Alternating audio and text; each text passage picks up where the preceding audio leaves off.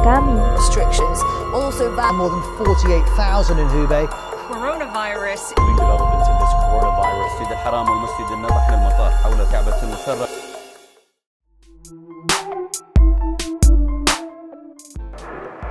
Corona. Apa hikmah atau pelajaran berharga dari penyebaran wabah virus corona yang saat ini menghantui dunia, termasuk negara kita, Indonesia? Pemerintah yang gagap minta masyarakat jangan panik. Sedangkan hanya sekadar mengendalikan masker langka dan mahal saja, mereka nggak bisa. Simpang siur informasi hingga membuat kita paranoid, yang bisa-bisa membuat kehilangan akal sehat. Tapi saran saya sih, jangan ya, ngeri juga kayaknya. Lalu bagaimana orang-orang yang senang berspekulasi dengan pikiran-pikiran ajaibnya? Mbak negeri ini akan luluh lantas saja rasanya. Sampai-sampai virus corona disebut sebagai tentara Allah untuk menghancurkan musuh-musuhnya untuk melindungi umat muslim Uighur di Cina. Yang konteksnya ini adalah masalah kesehatan, bukan lagi ngomongin azab. Adalah adab yang Allah subhanahu wa ta'ala timpakan kepada kaum yang dikehendakinya. Beberapa bulan yang lalu kita mendengar bagaimana kaum muslim Uighur ditindas di negeri Cina. Tentara, macam-macam tentara Allah datang. Ada pula tentara yang terakhir ini bernama Corona. Apakah ini sebuah kengerian atau kebetulan ya? Tak melulu soal kengerian, tapi wabah corona ini ada satu yang menurut saya menjadi hikmah terbesar bagi kita sebagai bangsa dan negara Indonesia, yaitu bagaimana kita sudah semestinya dan sudah saatnya tidak bergantung pada negara lain dalam hal memenuhi segala aspek dan kebutuhan dalam negeri. Ya, berdiri di atas kaki sendiri istilah kerennya. Saat ini langkah isolasi menjadi upaya banyak negara untuk menekan peredaran virus corona. Hal ini memberi pelajaran pada kita sebagai bangsa untuk pentingnya memproteksi aset dan apa yang kita miliki. Bukan justru membuka pintu selebar-lebarnya kepada semua sektor atas nama investasi, tanpa memberi proteksi pada sektor-sektor unggulan kita, sehingga kita begitu sangat ketergantungan. Kenapa?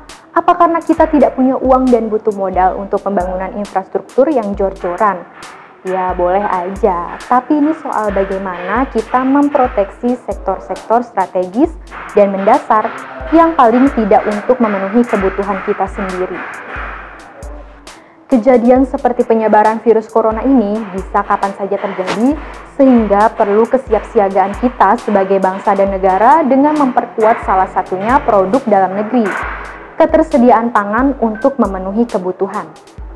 Kita ini bangsa besar, punya modal, segalanya, kecuali keinginan dan political will untuk menjadi bangsa yang hebat.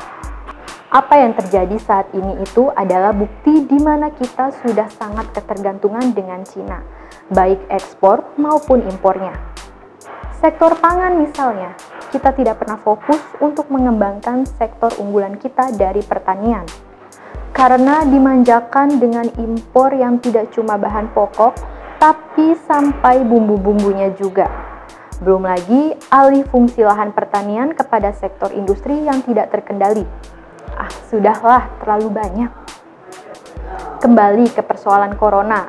Padahal peredaran wabah corona bisa menjadi peluang bagi Indonesia dalam meningkatkan neraca perdagangan ekspor ke seluruh dunia yang selama ini dipenuhi Cina. Masalahnya, mampukah kita atau malah sebaliknya kita juga menjadi korban karena sudah sangat ketergantungan ekspor Cina dari bahan baku sampai bahan jadi. Bisa kolaps dong kita.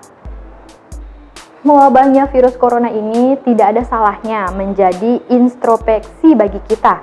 Bagi bangsa Indonesia yang di saat bersamaan pemerintahnya tengah mengajukan RUU Omnibus Law yang bikin galau itu, yang jadi pintu liberalisasi atas nama investasi dan penciptaan lapangan kerja, tapi mengesampingkan banyak aturan soal lingkungan hidup. Tenaga kerja asing dan asing yang tak ada Omnibus Law saja jumlahnya sudah banyak sekali. Ini hanya persepsi dan sudut pandang biasa saja ya. Ambil positifnya. Semoga kita sebagai bangsa negara Indonesia bisa lebih mencintai dan menjaga bersama-sama negara ini.